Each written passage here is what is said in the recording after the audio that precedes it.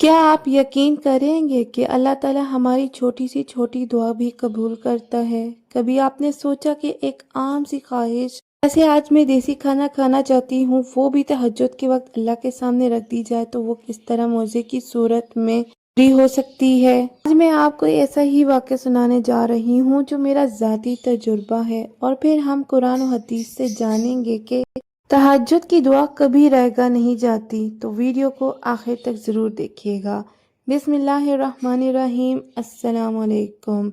Welcome to my channel. उम्मीद करती हूँ आप सब खैरियत से होंगे।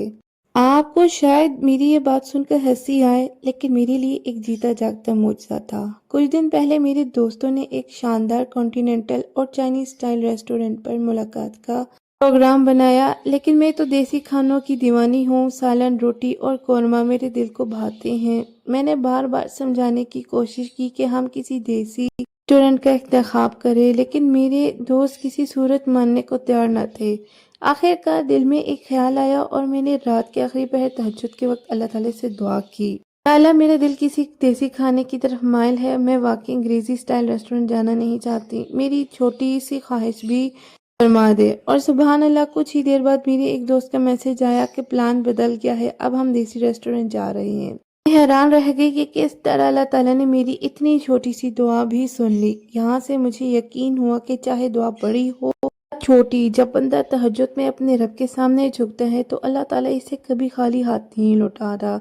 अल्लाह ताला ने कुरान पाक में तहज्जुद को खास मकाम दिया है। सूरह बनी इसराइल की आयत, और रात के एक हिस्से में तहज्जुद के लिए उठो, ये तुम्हारे लिए जायद इबादत है। करीब है कि तुम्हारा रब तुम्हें मकाम महमूद फाइज कर दे। यह आयत बताती है कि तहज्जुद सिर्फ नबी सल्लल्लाहु अलैहि वसल्लम के लिए नहीं बल्कि उम्मत के लिए भी एक अजीम मकाम है। तहज्जुद से इंसान अल्लाह ताला के करीब होता है और इसकी दुआएं जल्द कबूल होती हैं। इसी तरह सूरह मुज़म्मिल की आयत है, रात को क़याम किया करो मगर थोड़ा सा, आधी रात या इससे कुछ कम या इस पर कुछ ज़्यादा, और कुरान ठहर ठहर कर पढ़ा करो। यहाँ अल्लाह ताला ने रात के क़याम को ईमान वालों के लिए रूहानी ताकत करार दिया। तहज्जुद के बारे में नबी करीम सल्लल्लाहु अलैहि वसल्लम की बहुत सी अहादीस मौजूद हैं।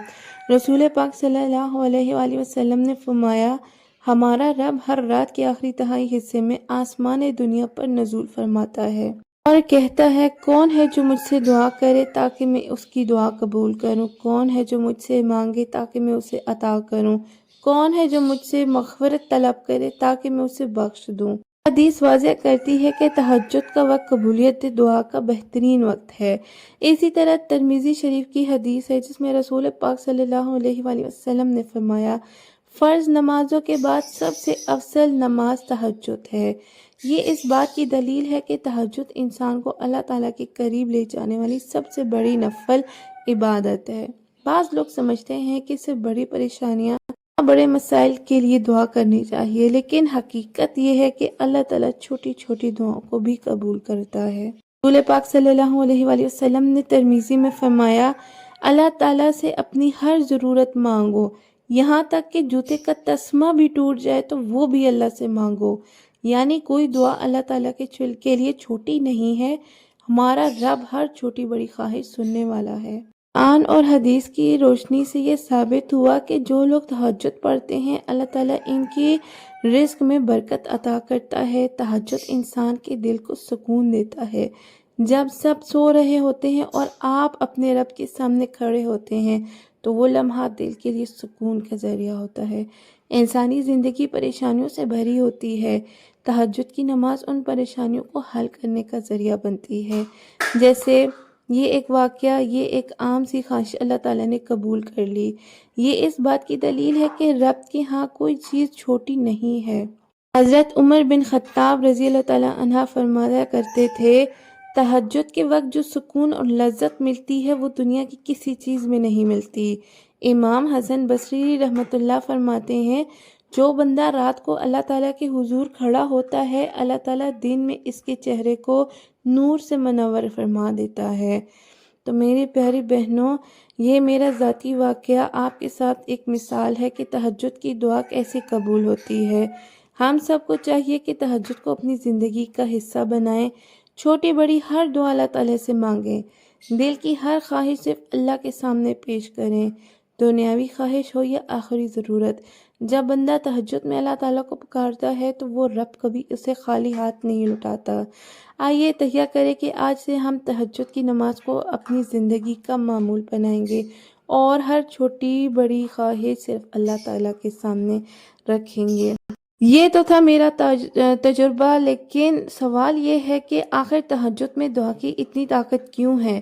آئیے قرآن اور حدیث کی روشنی میں میری اس ویڈیو کو دوبارہ سنیے۔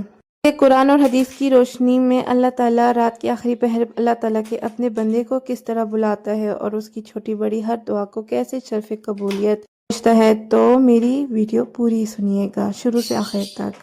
یہ چھوٹی سی دعا جب اللہ تعالیٰ نے قبول کر لی تو میں حیران رہ گئی، اس لیے میرا ایمان اور بڑھ گیا کہ رب العالمین کے لیے کوئی دعا چھوٹی یا بڑی نہیں۔ یہ آپ پر ہے کہ آپ بھی تہجد کی عادت ڈالیں، چاہے 2 رکعت ہی کیوں نہ ہو، اور اپنی ہر خواہش، ہر دعا، ہر مسئلہ صرف اللہ تعالیٰ کے سامنے رکھیں۔ یاد رکھیں، رات کی تنہائیوں میں اللہ کے قریب ہونے والا انسان کبھی خالی ہاتھ واپس نہیں لوٹتا۔ یہ بات آپ کے دل کو لگی ہے تو ویڈیو کو لائک کریں، دوسروں کے تک شیئر کریں اور کمنٹس میں ضرور بتائیں کہ کیا آپ نے بھی کبھی تہجد میں دعا مانگی اور اللہ تعالیٰ نے وہ پوری کی۔ اللہ تعالیٰ ہم سب کو تہجد گزار بنائے، آمین۔ یہ ایک حقیقی کہانی ہے ایک بہن کی جو استغفار کے ساتھ اپنی زندگی کے تجربے کو بیان کرتی ہیں۔ استغفار یعنی اللہ تعالیٰ کی معافی طلب کرنا ایک بہت بڑی طاقت ہے۔ جب ہم اپنے گناہوں کو اللہ تعالیٰ کے سامنے قبول کرتے ہیں اور اس سے معافی مانگتے ہیں تو وہ ہماری دعاؤں کو سنتا ہے اور ہماری زندگیوں میں ایسی تبدیلیاں لاتا ہے جو ہم سوچ بھی نہیں سکتے۔ استغفار ایک ایسا عمل ہے جو دل کو سکون دیتا ہے، گناہوں سے پاک کرتا ہے اور اللہ تعالیٰ کی رحمت کو اپنے قریب لاتا ہے۔ یہ ایک حقیقی کہانی ہے ایک بہن کی جو استغفار کے ساتھ اپنی زندگی کے تجربے کو بیان کرتی ہیں۔ یہ بہن ہمیشہ نکاح کی خواہش مند تھیں، لیکن جب بھی کوئی رشتہ آتا کسی نہ کسی وجہ سے وہ طے نہ پاتا۔ یہ سلسلہ کئی سالوں تک چلتا رہا، یہاں تک کہ ان کی چھوٹی بہنوں کی بھی شادیاں ہو گئیں، مگر وہ خود بدستور اسی حالت میں رہیں۔ جب وہ اپنی 23 سال کی دہائی میں پہنچی اور اب تک غیر شادی شدہ تھی تو منفی خیالات ان پر حاوی ہونے لگے۔ وہ سوچنے لگی کہ شاید اب ان سے صرف وہی شخص نکاح کرے گا جو پہلے سے شادی شدہ ہو یا پھر طلاق یافتہ۔ مگر اس بہن نے استغفار کو کبھی ہاتھ سے نہیں چھوڑا۔ وہ ہر وقت استغفار کرتی رہتی، یہاں تک کہ ان کے ہاتھ میں ہمیشہ استغفار کا کاؤنٹر ہوتا تھا۔ وہ بہت پر امید اور ثابت قدم تھی اور روزانہ استغفار کرتی رہیں۔ پھر کچھ عرصے بعد اللہ تعالیٰ کے فضل سے انہیں ایک ایسی نوکری ملی جہاں وہ خوشی اور مطمئن تھیں، اور جلد ہی استغفار کی برکت سے ایک نہایت نیک، باکردار، خوش اخلاق اور بہترین شخصیت کے مالک مرد نے انہیں نکاح کا پیغام دیا جو پہلے کبھی شادی شدہ بھی نہ تھا۔ اللہ کی رحمت سے اس بہن کی 30 کی دہائی میں شادی ہوئی اور نکاح کے بعد اللہ تعالیٰ نے اس جوڑے کو 2 خوبصورت بیٹوں سے نوازا۔ سبحان اللہ۔